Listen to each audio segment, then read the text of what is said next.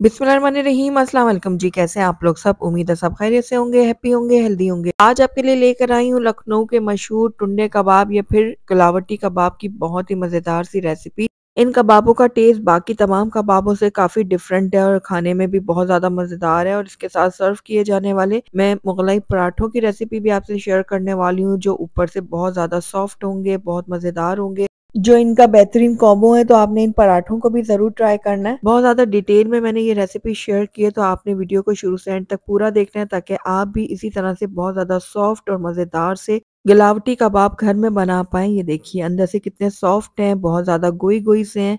तो आप इनको ग्रीन रायते और सैलेड के साथ सर्व करें, तो सबको और भी ज़्यादा मज़ा आ जाएगा। तो ज़रूर ट्राई कीजिएगा। तो चलिए फिर वक़्त ज़ाया किए बगैर इस मज़ेदार और बहुत ही टेस्टी से टुंडे कबाब या फिर गलावटी कबाब को घर में बनाना सीखते हैं। तो बिस्मिल्लाहिर्रहमानिर्रहीम टुंडे कबाब बनाने के लिए सबसे पहले हम फर्स्ट स्टेप की तरफ चलते हैं। उसके लिए मैंने यहाँ पर एक चॉपर ले लिया और इसके अंदर आधा किलो मैंने डाल दिया है कीमा। मैं यहाँ पर बीफ का कीमा इस्तेमाल कर रही हूँ और ये कीमा बिल्कुल बारीक है। तो आपने भी बिल्कुल बारीक कीमा लेना है। उसके साथ ही यहाँ पर 50 ग्राम मैंने चिकनाई ले ली है, यानी कि जो चर्बी होती है ना गोश्त की, वो मैंने इसके अंदर ऐड की है। ये भी आपने डालना ज़रूर है, इससे ज़्यादा अच्छा टेस्ट बनेगा। अगर आप चाहें तो कसाई को ही बोल दीजिएगा, वो उसके साथ ही इसको पीस देगा। अच्छा, अब इसके अंदर हम ऐड करेंगे कच्चा पपीता। तकरीबन 5 खाने के चम्मच भर के मैंने यहाँ पर कच्चा पपीता इस्तेमाल किया। और कच्चा पपीते का छिलका मैंने नहीं उतारा था। पहले अच्छी तरह से इसको वॉश किया, फिर उसके टुकड़े करके इसको पीस लिया था। तो बस अब इन तीनों चीज़ों को अच्छी तरह से हम ग्राइंड कर लेते हैं। तो यहाँ पर देखिए कच्चा पपीता, चर्बी और कीमे को मैंने एक जैसा अच्छी तरह से पीस लिया और ये देखिए बहुत बारीक हो गया मज़ीद। तो बस अब इसको कवर करके ना आधे घंटे के लिए हम रख देते हैं और चलते हैं नेक्स्ट स्टेप की तरफ। तो यहाँ पर हम बहुत ही खुशबूदार सा मसाला तैयार करेंगे कबाब के लिए। तो उसके लिए 1 चाय का चम्मच मैंने ले लिया है सफ़ेद ज़ीरा साबुत और यहाँ पर मैंने 1 चाय का चम्मच लिया है काली मिर्चें साबित और यहाँ पर मैंने ले लिए 6 से 7 अदद बादाम, आप चाहे तो काजू का भी इस्तेमाल कर सकते हैं और 3 मैंने छोटी इलायचियाँ ले ली हैं। और यहाँ पर देखिए ये मैंने ले लिया है एक बड़ी इलायची और ये मैंने पिपली ले ली है, यानी कि लॉन्ग पेपर जिसे कहते हैं, ये मैंने 2 अदद लिए हैं यहाँ पर। और साथ ही इसके अंदर मैं ऐड करूँगी लौंग, 4 से 5 अदद लौंग है और ये आधा चाय का चम्मच मैंने ले लिए कबाब चीनी। ये देखिए बिल्कुल काली मिर्च की शक्ल की होती है ये हमने आधा चाय का चम्मच लेनी है। और साथ ही इसके अंदर हम ऐड कर देंगे सौंफ, ये मैंने 1 चाय का चम्मच लिया है और यहाँ पर खसखस भी मैंने 1 चाय का चम्मच लिया और एक बड़ा फूल मैंने ले लिया था जैवित्री का। अब इन सारी चीज़ों को हम अच्छी तरह से ग्राइंड कर लेंगे। तो ये सारी चीज़ें मेरे पास ड्राई रोस्ट हुई हुई थी, इसलिए मुझे ड्राई रोस्ट करने की ज़रूरत नहीं है। अगर आपके पास नहीं हुई हुई तो आप पहले ड्राई रोस्ट कीजिएगा, उसके बाद इसका फाइन पाउडर तैयार कर लीजिएगा। तो दूसरी तरफ जो हमने कीमा पपीते के साथ पीस के रखा हुआ था ना, उसको भी मैरिनेट किए हुए आधा घंटा हो गया। तो बस अब इसके अंदर हम बाकी की चीज़ें ऐड कर लेते हैं। तो सबसे पहले जो हमने खुशबूदार सा मसाला तैयार किया था ना कबाबों के लिए, वो इसके अंदर ऐड करेंगे। तो ये सारा मसाला इसके अंदर डाल देते हैं। उसके बाद इसके अंदर जाएगा 1/3 कप भुने हुए चने का पाउडर। अगर आपके पास ये मौजूद नहीं है, तो आप इसकी जगह बेसन का भी इस्तेमाल कर सकते हैं, लेकिन उसको पहले ड्राई रोस्ट कर लीजिएगा, फिर ऐड कीजिएगा। तो ये सारा पाउडर इसके अंदर ऐड कर दिया है और उसके साथ ही इसके अंदर हम ऐड करेंगे 1 खाने का चम्मच लहसुन अदरक का पेस्ट। उसके बाद एक मीडियम साइज़ की प्याज़ ली थी, जिसको ब्राउन कर लिया था मैंने और उसके बाद इसको मैंने पीस लिया है। ये भी ऐड कर देते हैं इसके अंदर। ब्राउन प्याज़ ऐड करने के बाद इसके अंदर हम नमक ऐड करेंगे। मैं 1 चाय का चम्मच ऐड कर रही हूँ, आप अपने टेस्ट के अकॉर्डिंग डाल सकते हैं और 2 चाय का चम्मच मैंने इसके अंदर लाल मिर्चों का पाउडर भी ऐड किया है, इसको भी आप अपने टेस्ट के अकॉर्डिंग कम-ज़्यादा कर सकते हैं। अच्छा, ये जो कबाब होते हैं ना बहुत ज़्यादा खुशबूदार होते हैं, उसके लिए 1 चाय का चम्मच मैंने रोज़ वाटर ऐड किया और आधा चाय का चम्मच इसके अंदर मैं ऐड करूँगी केवड़ा वाटर। अब इन सारी चीज़ों को हम अच्छी तरह से ग्राइंड करके एक बाउल में निकाल लेंगे। तो यहाँ पर देखिए इस कीमे को मैंने बहुत अच्छी तरह से पीस लिया था तमाम चीज़ों के साथ और ये देखिए बहुत ही सॉफ्ट और मज़ेदार सा ये कीमा रेडी हुआ है, ये देखिए। तो बस अब मज़ीद फ्लेवर देने के लिए ना इन कबाबों को हम कोयले का धुआँ देंगे, तो उसके लिए मैंने यहाँ पर एक कटोरी ले ली थी और इसके ऊपर हम रख देंगे जला हुआ कोयला और थोड़ा-सा ऑयल ऊपर डाल के फ़ौरन से इसको ढक देंगे और तकरीबन 3 से 4 मिनट के लिए इसको कवर करेंगे, ताकि जो है ना कोयले का जितना भी धुआँ है ना कीमे में अच्छे से आ जाए। तो तकरीबन 3 से 4 मिनट बाद हम ढक्कन हटाएँगे और ये जो कोयला है बाहर निकाल लेंगे और उसके बाद दोबारा से मैं एक बार इसको अच्छी तरह से ऊपर-नीचे कर लूँगी कीमे को, ताकि कोयले का जो हमने इसमें स्मोक दिया है ना, उसका फ्लेवर अच्छी तरह से पूरे कीमे में आ जाए।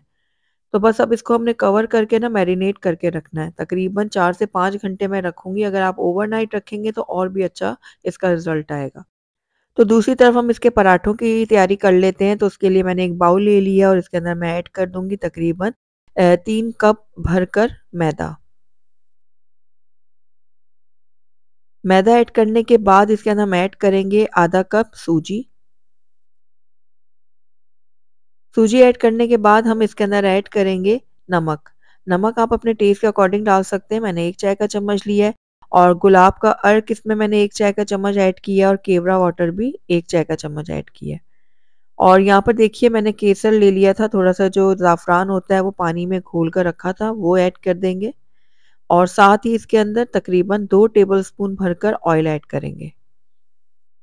अब सारी चीज़ों को पहले अच्छी तरह से हम मिक्स करते हैं। बहुत ही नरम, बहुत ही मज़ेदार, बहुत ही टेस्टी से ये पराठे बनने वाले हैं, तो आपने इन कबाब के साथ इन पराठों को भी ज़रूर ट्राई करना है। तो ये देखिए अच्छी तरह से मैंने ये सारी चीज़ें जो है ना वो मैदे के साथ मिक्स कर ली हैं। उसके बाद 1 कप मैंने नीम गर्म दूध ले लिया था और वो थोड़ा-थोड़ा करके इसके अंदर डालेंगे और मिक्स करते जाएँगे। और अगर बाकी की ज़रूरत पड़े ना तो आप पानी का भी इस्तेमाल कर सकते हैं। तो बस ये देखिए थोड़ा-थोड़ा दूध डालती जा रही हूँ और इसको मैं मिक्स करती जा रही हूँ।